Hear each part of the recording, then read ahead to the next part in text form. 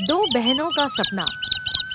एक छोटे से गांव में सुमन और किरण नाम की दो बहनें रहती थी, जिसकी माँ बाप का साया उनके सिर से बचपन में ही उठ गया था। घर कहने को तो मिट्टी की टूटी दीवारों वाला एक छोटी सी झोपड़ा थी और जीवन भूख, गरीबी और तानों से भरी हुई थी। बड़ी बहन सुमन उम्र में 20 साल की थी, लेकिन हालात ने उसे समय से पहले बूढ़ा बना दिया था। वह गांव के लोगों के खेतों में मजदूरी करती, कभी बर्तन धोती तो कभी सब्जी बेचने का काम करती। छोटी बहन किरण 16 साल की थी, लेकिन पढ़ने का शौक रखती थी। उनके पिता की आखिरी इच्छा यही थी कि मेरी बेटियां पढ़ लिख कर अपना जीवन बदले, लेकिन गरीबी में सपनों को बचाकर रखना जैसे चूल्हे में बिना लकड़ी के आग जलाना।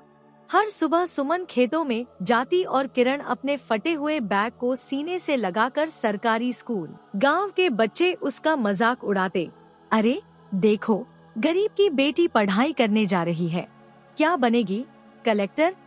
किरण चुप रहती, पर उसकी आंखों में एक आग जलती थी। वो जानती थी कि यही किताबें उसकी जिंदगी बदल सकती हैं। सुमन अक्सर भूखी रहकर अपनी कमाई का कुछ हिस्सा बचाती, ताकि किरण की किताबें और फीस भर सके। कई बार गांव वाले ताने देते, बड़ी हो गई है, शादी कर दे, वरना लोग बातें बनाएंगे। लेकिन सुमन का जवाब हमेशा एक ही होता, शादी तो मैं बाद में कराऊंगी, पहले इसे पढ़ाऊंगी। एक साल ऐसा आया जब गांव में भयंकर सूखा पड़ा। खेतों में कुछ उगा ही नहीं, मजदूरी बंद हो गई, पेट भरने तक के पैसे नहीं थे, ऊपर से स्कूल की फीस भी बाकी थी। किरण रोते हुए बोली, दीदी, मैं स्कूल छोड़ देती हूँ, अब और कष्ट मत सहो। सुमन ने उसकी आंखों में देखते हुए कहा, अगर तू हार गई तो मैं सारी जिंदगी खुद को माफ नहीं कर पाऊंगी। तू पढ़ेगी, चाहे इसके लिए मुझे अपना सब कुछ बेचना पड़े।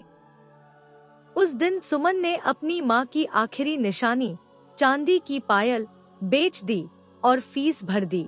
साल बीतते गए।